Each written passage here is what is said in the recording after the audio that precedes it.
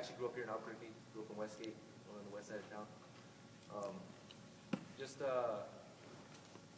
been born fighters from day one. Just grew up in a rough neighborhood, and that's all you know. That's all you know, pretty much. Um, she did karate as a youngster at Chavez Dojo in the South Valley off of Bridge. My mom did karate and kickboxing there. I actually grew up admiring Mike Tyson, Oscar De La Hoya, something like that. Because I was young. I was about 9 years old at the time, and that's when De La Hoya and Mike Tyson were just big names in the game. And it was like, wow. And then my mom was kickboxing and boxing, so it was like, all right, cool. So we're going to all the fights. Every time there was a big fight, we go watch the fights. And I think ever since then, it was just like in my head that that's what I was here to do, pretty much, is to be a fighter. Plain and simple. Just you're put on this earth, you know what you're here for. Eventually, you know what you're here for. Not everybody knows that at 5 years old or 8 years old or 9 years old. Some people, it takes them to 35 years old to know what they're doing here. Yeah. Some people are 45, some of them at their mom's house don't know what they're doing here.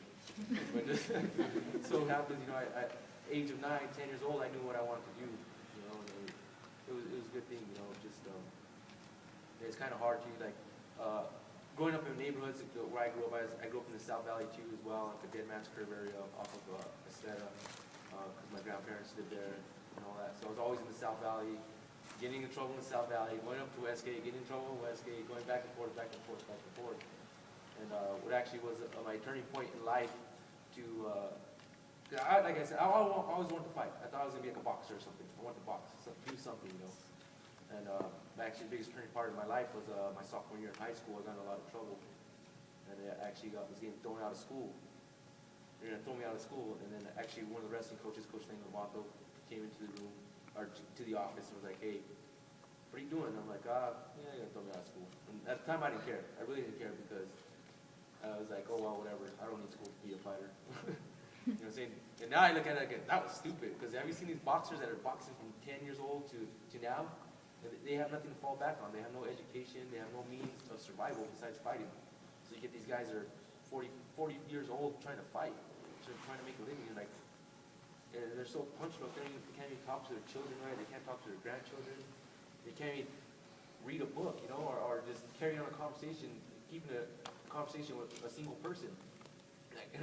I love Johnny talking. I love Johnny. I talk to Johnny here and there, but you can't carry a conversation with Johnny for 5 seconds before he's talking to someone else.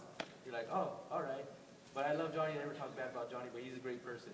But so going back to what changed my life, really, to get into actually straight on my life, was Coach Lenny. He asked me, what are you doing? I was like, I'm thrown out of school. He's like, oh, really? I was like, yeah. And it was crazy. He actually knew my sister. And he was like, I'll tell you what. I was like, I'm going to try to keep you in school. If I keep you in school and you get back from suspension, I want you to go to the wrestling room.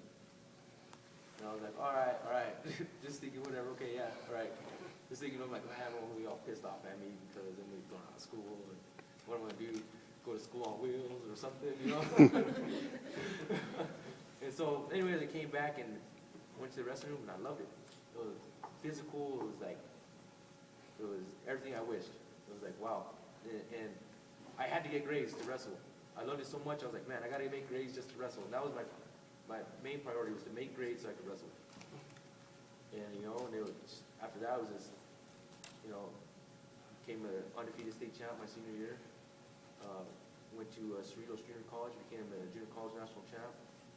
I wrestled at Fresno State for a couple of years, and then I decided to come back and fight. Once it was all done, it's like, hey, it's time to fight. So, but it was a long process, like I knew what I was here to do in life, but I didn't know what my purpose in life was. I knew what I was here for, was to fight. You know what I'm saying? But my purpose here was to actually become educated first, then fight. Teach people, education is the biggest thing in life before fighting. Because if all you know is fighting, then that's all you're going to do. You have nothing else left in your life to do. Because sooner or later, a dog doesn't want to fight anymore. You know what I'm saying? You get these dogs, you fight them for a living. You fight them for a living. Perfect example, one of my buddies used to fight dogs. And he got all pissed off because his dog didn't want to fight anymore. And I said, I'll take her. You know what I'm saying? Sooner or later, the dog can't fight anymore. No matter how much it wants to fight, it doesn't have it. You know what I'm saying? So no matter how much you fight in life, there's one day in your life where you're like, man, I don't want to do it anymore. But you gotta fall back on something. You gotta have something there where you can fall back. My biggest thing is education. Like I tell kids, education. I talk to 5th graders, 4th graders, 6th, middle school, high school. And the biggest thing I tell them is just education. You gotta get that, no matter what. Because what are you gonna do? If you don't have an education, you don't have a high school diploma, what are you gonna do? You know, at McDonald's, they don't want to hire people who have a high school diploma nowadays. Oh, you don't have, what are you gonna do? Oh, okay, you're gonna be flipping burgers in the back, or do you want to work up to management? As long as you have a diploma, you can at least work up to management. You know, and that's like another thing that I really talk to kids about is, no matter what you do, you got to give it 110%. I don't care what you do. If you're working at McDonald's, be the best McDonald's worker you can. If you're gonna be a janitor, be the best janitor you can. Because at the end of the day, the only person you're gonna be proud upon is yourself. Hey, did you do your best day? Yes, I did. Yeah, I worked at McDonald's, but I did my best. And I went home and you're happy about it. You know what I'm saying? When have you ever did like a school project? And you're like, man, I could have done better. I should just put a little more time in. I should have done better. I should have done it. Should have done it. Should have done it. And you come home and you're like, damn it. You know? Especially in college, you guys got projects all the time. Believe me, I know. And it's like, you wish you put that extra time or that extra effort in there, and you're like, man, I should have got a better grade. I could have been on the dean's list. Because I did this, I'm on the dean's list for one. You know, and it's like, man, just something simple. But yeah, I really emphasize education is the biggest thing. And I was joking earlier. I tell my niece, she goes, yeah. She's like, why do you fight? Well, yeah, I fight. You know, I went to college 4 years, so when I'm done fighting, I'll be back in 12th grade. And she thinks it's hilarious. But, you know, but you can't fight all your life. You know, like, getting punched in the head is not healthy. I've been hit in the head where it's like, you get hit and you're like, whoa, what's going on? And I'm like, oh, all right, that's what's going on. That's what's going on. Because you're just so loopy from getting hit so hard. Body goes numb. Takes a while, you know. And the brain, like I tell people in practice too, like the brain doesn't know a fight from practice. So in practice, you shouldn't be going so hard because the brain doesn't know different. Some of the guys in practice want to beat the crap out of you. That's why you see a lot of boxers get into gym wars, and that's why they end up punch drunk. And they only have like 15, 20 fights. And it's because they're fighting in the gym as hard as they can, and then when they go to fight, they're getting hit again. But the brain doesn't know nothing. It's all trauma. It's all trauma to the brain. It's all, and you get hit, and you get knocked out, or you get hit, and you're fuzzy, it's a concussion. It's a mild concussion. You're getting blood clots in your brain or something. You're getting something in there. And it's just not good, you know. But I don't know, man. Fighting's good. Yeah, fighting's good. It's a good outlet if that's what you want to do, you know. People have different outlets, you know, like maybe tennis, golf, reading a book. You know, there's just different outlets, you know, that this is my outlet to just deal with life in general. Keep me sane. So when did you start fighting with Jackson? I started fighting with Jackson in 2005.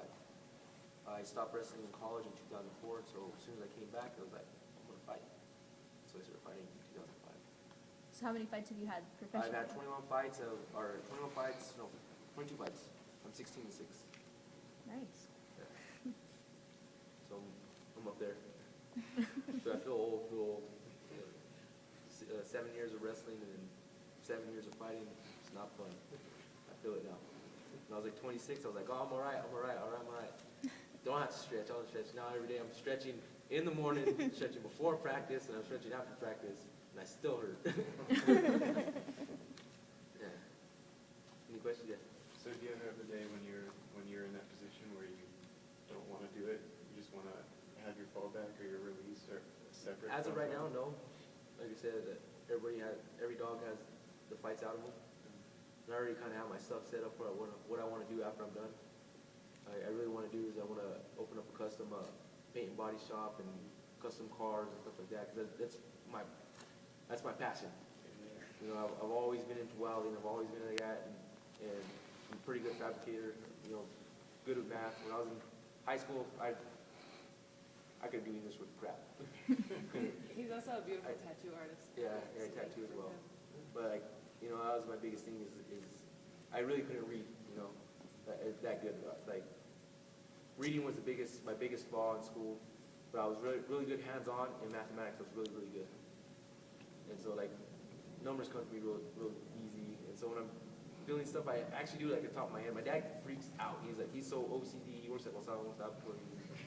He's like, it's got to be on paper. It has to be in order. You have to follow the procedures. And it has to be done this way. And I'm like, no, I don't have to be that way. And I'll just start cutting stuff, put all this stuff together. He just freaks out. We can't work together. We can't. 5 minutes. We're yelling at each other. He's saying F you. I'm like, F you. I don't want to do this anymore. Whatever.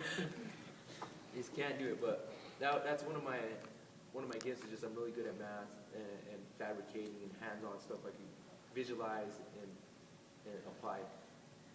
So that's really good. But that's what I want to do after I'm done fighting is probably just do that. Build cars, custom parts for me. Hopefully get enough money together to do that. Yeah. How much does it cost to train at Jackson's? This would be the lady to talk about that. It depends on which program you're going to.